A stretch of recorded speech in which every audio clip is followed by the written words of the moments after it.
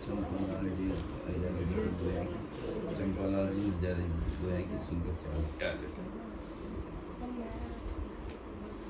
स्वामी जी श्री रामचरण जी महाराज की अनुभवाणी ग्रंथ समता निवास का पंचम प्रकरण चल रहा है। महाराज फरमा रहे हैं, तिथि बरणी संसार ने सो कही अतीत नाय, जे अतीत होई तिथि बांधे तो अतीत पणो भंड जाय। सोही असल अतीत तिथि नहीं बांधी है, नहीं पीसे नहीं दले नहीं रिधि रांधी है। हरे इच्छा एक तार धर्या मन सोई रे, परिहार राम चरण ये वृत्ति सुखी सो जोई रे। महाराज हमारे की जो सात संत है जिन्होंने घर छोड़कर संन्यास ले लिया है, उनके लिए कह रहे हैं कि तिथि बरनी संसार में तो कहीं अतिथि ना है। वो संसार के अंदर कोई तिथि फिक्स नहीं करते, वो तो स्वच्छंद रूप से विचरण करते हैं, नित्य मुक्त रहते हैं। यदि वो इस प्रकार से तिथि बांधते हैं तो अतीत नहीं कहलाते हैं, तो उनका अतीतपना भंड जाता है, खराब हो जाता है। तो सोई असल अतीत तिथि नहीं बांधी है, उनकी कोई डेट फिक्स नहीं होती, वही असल में अतीत है। नहीं पीसे नहीं दले नहीं रिधि रांधी है, नहीं तो वो पीसते हैं, नहीं दलते हैं और नहीं अपने यहाँ रांधते हैं। केवल भंवर वृत्ति करके भोजन प्रसाद पाले।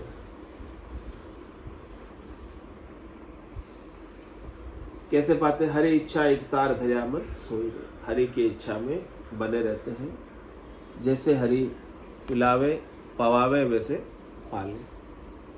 वो उनका एक तार लिव ध्यान परमात्मा में लगा रहता है मन में, और दूसरा कोई भाव नहीं है। इस प्रकार की वृत्ति में जो रहता है वो सुखी रह सकता है, वो आनंद में रह सकता है। बाकी तिथि बांधने में और कुछ करने में तो उनको उद्यम करना पड़ता है। तो महाराज कह रहे हैं कि साधना करने वाले, भक्ति करने वाले जनों के लिए, जिन्होंने गर्भस्थी का त्याग किया है, उनको उद्यम कुछ करना ही नहीं है।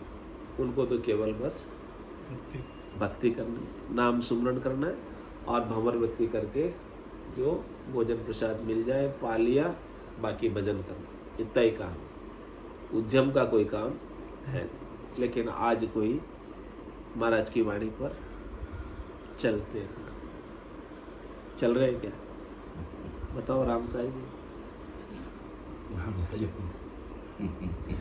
आज तो बड़े बड़े हॉस्पिटल बन गए, उद्यम बड़े बड़े हो गए, गृहस्थियों से भी अधिक बड़े बैरागियों के हो गए। नहीं हो गए। महाराज ने तो उद्यम की बिल्कुल मनाही की है कि न तो उनको पीसना है, न दलना है, न रांधना है, कुछ बनाना ही नहीं है।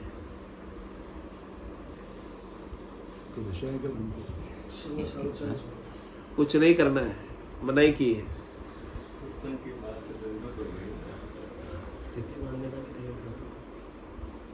और डेट फिक्स करते हैं कि आज उनकी रसोई आएगी, आज उनकी रसोई आएगी, आज उनकी रसोई आएगी। आएगी फिक्स होती है कि नहीं होती? लेकिन महाराज की वाणी पे बिल्कुल नहीं चल रहे हैं संत लोग। महाराज ने मना किया है कि ऐसा नहीं, जो मिल जावे बबरू, तभी वो भजन कर पाएंगे, नहीं तो ध्यान भजन से भंग होकर अन्य धंधों में, अन्य उपक्रम में, अन्य उपाय में लग जाएगा।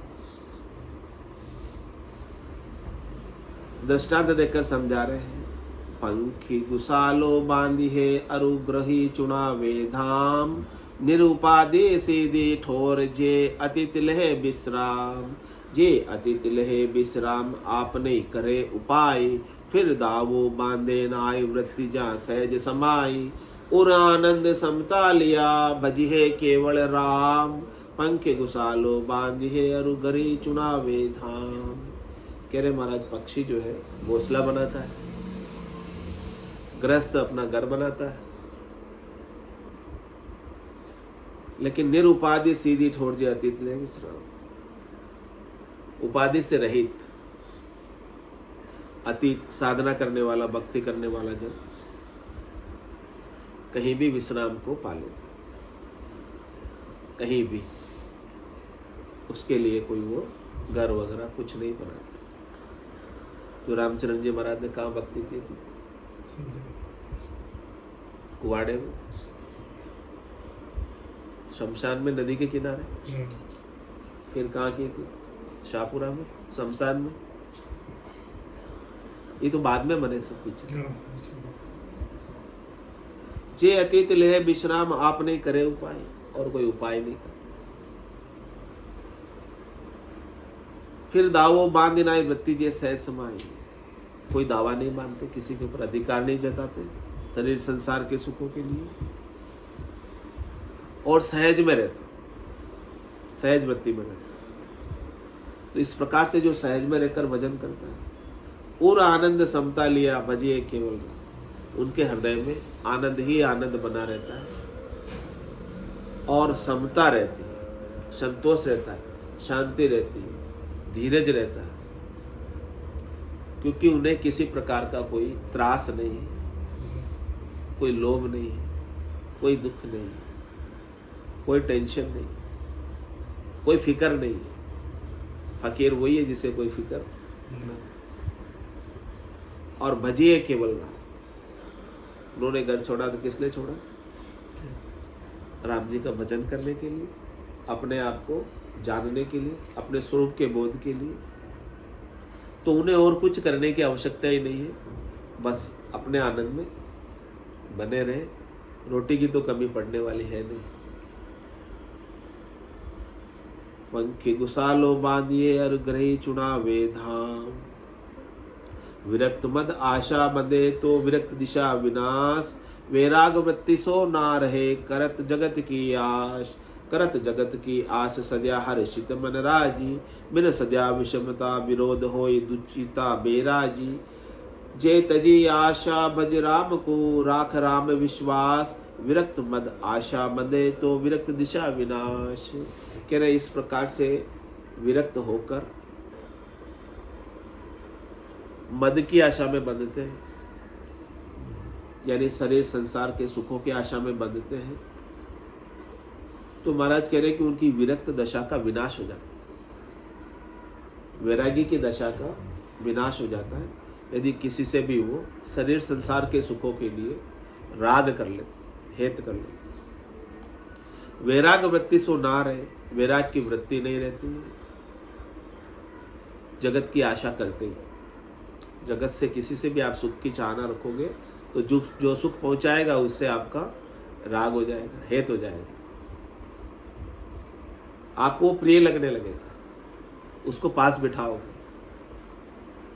कोई बड़े सेठ आ जाते हैं तो आ जाओ, ऊपर बैठ जाओ, पास आ जाओ, क्योंकि आशा है कि उनसे अधिक दान दक्षिणा धन प्राप्त हो जाए। करत जगत की आस सद्या हर्षित मन राज, संसार की आस करते हैं और वो आस सद जाती है, उतना दान दक्षिणा प्राप्त हो जाती है या उनसे कोई सुख मिल जाता है तो उनका मन खुश हो जाता है, राजी हो जाता है। और बिन सद्या विषमता विरोध होई दुचिता बेराज, यदि सजता नहीं है तो उनसे विरोध उत्पन्न हो जाता है और बैराजी हो जाते हैं। तो ये बात विरक्त के लिए की है और ग्रस्त के लिए भी कही है। अपने को भी साधना करनी है, भक्ति करनी है, तो कैसे रहना संसार में? किसी से भी सुख की इच्छा मत, आपसे जो मन पड़े वो कर लो, बाकी आप अपने आनंद में रहो। किसी से भी सुख की इच्छा करोगे तो जो सुख पहुंचा रहा है उसके प्रति आपका राग हो जाए। यहाँ तो अपन राग द्वेष से अलग होने के लिए है, राग द्वेष बढ़ाने थोड़ी। जो सुख नहीं पहुंचाएगा, दुख पहुंचाएगा, उससे आप द्वेष कर लोगे। ये बात अपने ऊपर भी लागू करनी, तभी अपने को लाभ है। महाराज ने साधु के लिए कही है, लेकिन अपन भी साधना कर रहे हैं तो अपने को भी ये बात अपने ऊपर भी लागू बराबर होनी चाहिए कि किसी से भी सुख की इच्छा रखना दुख का कारण है। अपना मन यदि राजी हो रहा है, कोई अपने को सुख पहुंचा रहा है, खुश हो जा रहे हैं, इसका मतलब अपना राग उनसे हो गया। राग हटाना है या राग बढ़ाना है?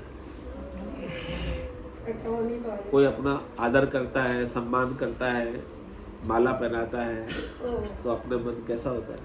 खुशी होता है कि नहीं होता है? इतना मान दिया, तो उनके प्रति अपना क्या हो जाता है? फिर राग हो जाता है कि ये मेरा हितैषी है,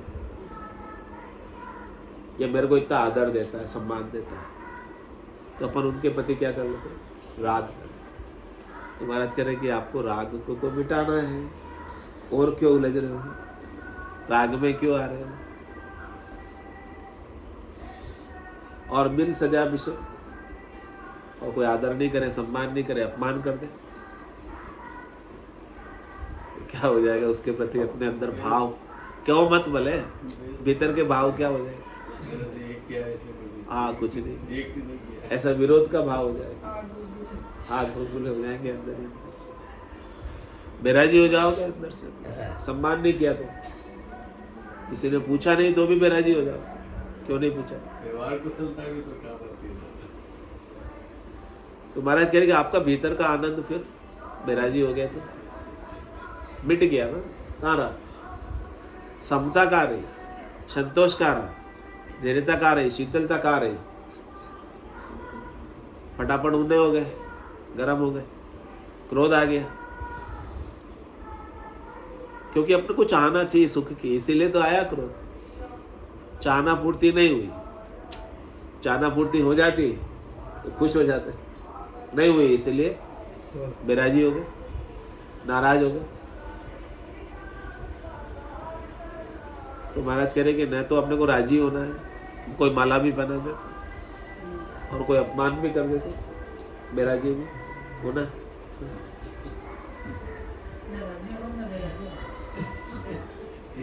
हो सकते क्या ऐसा? हो सकते नहीं हो सकते?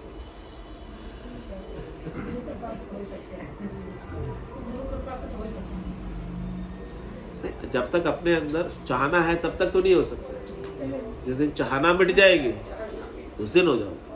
भाई चाहिए ही नहीं, अब तुमने दे दिया तो अच्छी बात, नहीं दिया तो कोई बात नहीं। ऐसा चाहना जब तक रहेगी तब तक तो नहीं हो सकता। चाह गई चिंता मिठी, चाह रहेगी तब तक चिंता है, और चाह गई और चिंता मिठी। चाह चूड़ी रामदास नीचा सुई नीच, तू तो केवल ब्रह्म तो जो चाहना होती बीच। ये चाहना नहीं होती तो ब्रह्म ही। चाहना की वजह से जीव बना हुआ है और बार बार जन्म में आ रहा है। किस लिए आ रहा है? चाहना की वजह से तो आ रहा है। और अभी भी आना चाहते हो तो ऐसे ही रहो, राजी बेराजी, कोई बात नहीं, चलेगा। कभी राजी हो जाओ, कभी बेराजी हो जाओ। कह रहे जब तक भली बुरी सब व्यासे, काम क्रोध अहंकारा, तब लग उरे परे नहीं पहुंचा, त्रिकुटी तत्व विचार। राजी बेराजी हो रहे, इसका मतलब अभी नीचे ऊपर नहीं पहुंची, स्थिति अभी ऊपर की नहीं है, इसीलिए राजी बेराजी हो। ऊपर की आ जाएगी तो राजी बेराजी होगा नहीं। कहो मत किसी से, लेकिन अंदर में भी ऐसा नहीं होना चाहिए, वो बात है। कहना नहीं कहना अलग बात है, ऊपर से बोल के, लेकिन अपने अंदर को भापना, अपने अंदर मूल्यांकन करना है कि अपने अंदर की स्थिति, मनोदशा कैसी रहती है उस समय जब कोई अपमान करता है, कटु शब्द कहता है या आदर करता है, सम्मान करता है, तो अपनी भाव दशा कैसी है अंतर में, भीतर में। उसको तोलना है, मापना, परीक्षा करनी, कसौटी है कि आपकी भजन में स्थिति कैसी है। भजन तो कर रहे हैं, लेकिन स्थिति कहाँ तक पहुंचे? ऊपर तक पहुंचे या अभी नीचे है, बीच में है या एकदम नीचे है? पता चल जाएगा राजी बेराजी।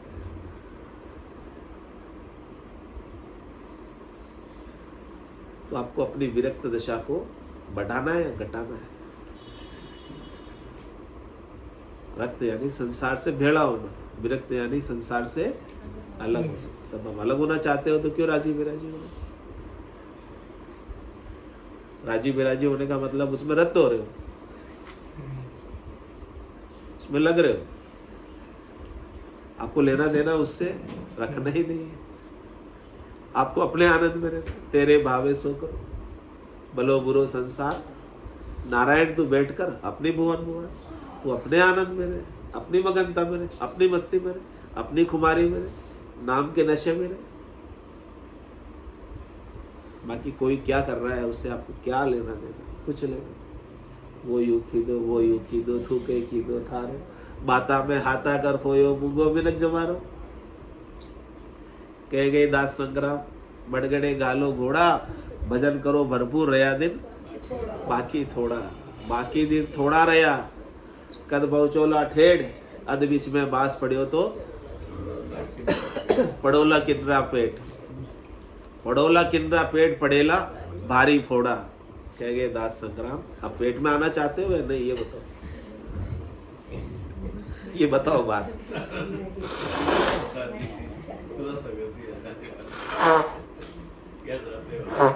क्या चाहते हो?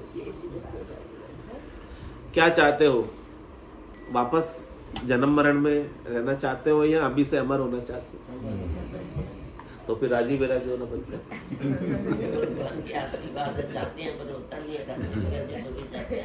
आना पड़ेगा, आना पड़ेगा ना। मतलब क्यों मत, लेकिन अंदर से बात, बहुत से लोग कहते नहीं है लेकिन अंदर में तो उकड़ते हैं। अंदर में भी उकड़न नहीं होनी चाहिए भाई। साधु लोग कहते नहीं है क्योंकि वो अपने आप को साधु बताते हैं, इसलिए कि साधु है। अभी कहेंगे तो साधु पढ़े पे अच्छा नहीं लगेगा कहना, लेकिन अंदर से भी ऐसी बात उत्पन्न ही नहीं होनी चाहिए। महाराज करेंगे ऐसा करेंगे तो उसका विरक्तपना का नाश हो जाता है, राग हो जाएगा ना, राग है इसीलिए कह रहे।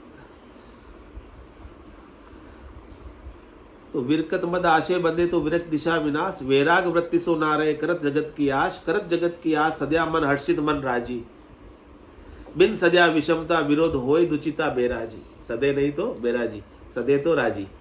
तो ऐसा अपने साथ भी नहीं होना चाहिए। आज के बाद तो समझ लिया ना बात, वापस आना है गर्भ में या नहीं आना है? जे तजी आश भज राम को, राख राम विश्वास।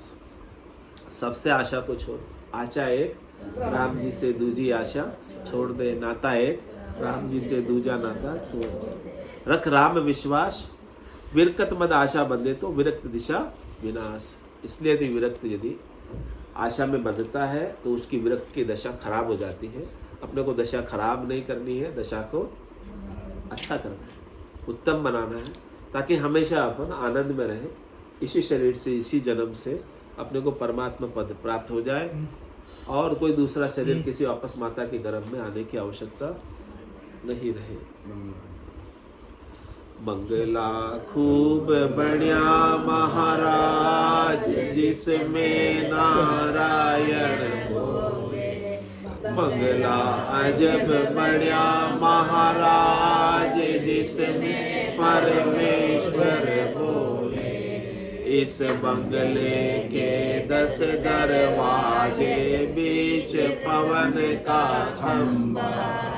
इस बंगले के 10 दरवाजे, बीच पवन का खंबा।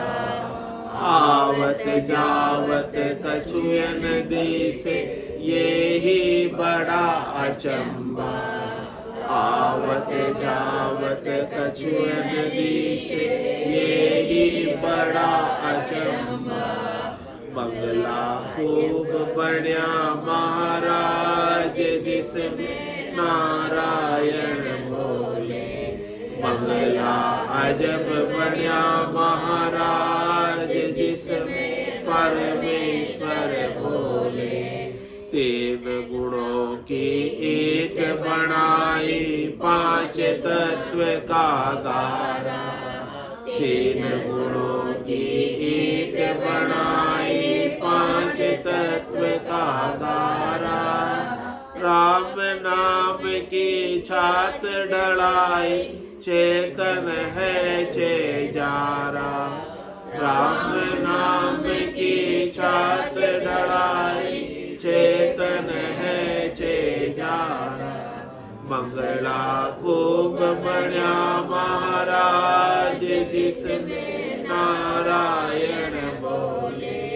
मंगला अजब बण्या महाराज, जिसमें परमेश्वर बोले।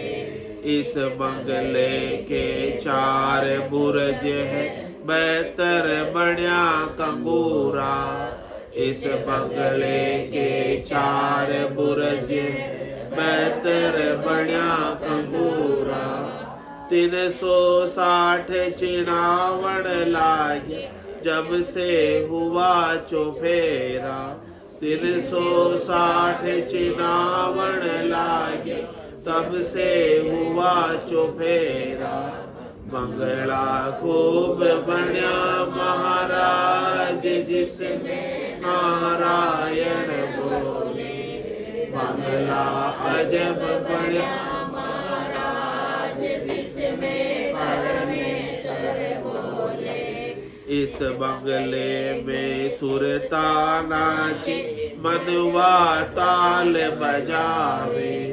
इस बंगले में सुरता नाचे, मनुआ ताल बजावे। सुरत निरत का बजर बाजा, राग छते सो गावे। सुरत निरत का बजर बाजा, राग छते सो गावे। मंगला खूब बण्या महाराज, जिसमें नारायण बोले। मंगला अजब बण्या महाराज, जिसमें परमेश्वर बोले। इन नयना नारायण देखे, सुरत राम से ठागे। इन नयना नारायण देखे, सुरत राम से ठागे। कहत कबीर सुनो भई साधु, दिल की दुविधा भागे। कहत कबीर सुनो भई साधु, दिल की दुविधा भागे। मंगला खूब बण्या महाराज, जिसमें नारायण बोले। मंगला अजब बण्या महाराज, जिसमें परमेश्वर बोले। बोलो राम सतगुरु देव जी महाराज ने, धन्य हो परम दयाल सतगुरु सुखराम जी महाराज ने। धन्य हो अनंत श्री सतगुरु सुखराम जी महाराज के ज्ञान स्वरूप भगवान ने। धन्य हो केवली भगवंता ने। धन्य हो जीवा तारण जाज ने। धन्य हो मोक्ष के मालिका ने। धन्य हो अनंत कोटि संतान ने। धन्य हो राम सदा में राम।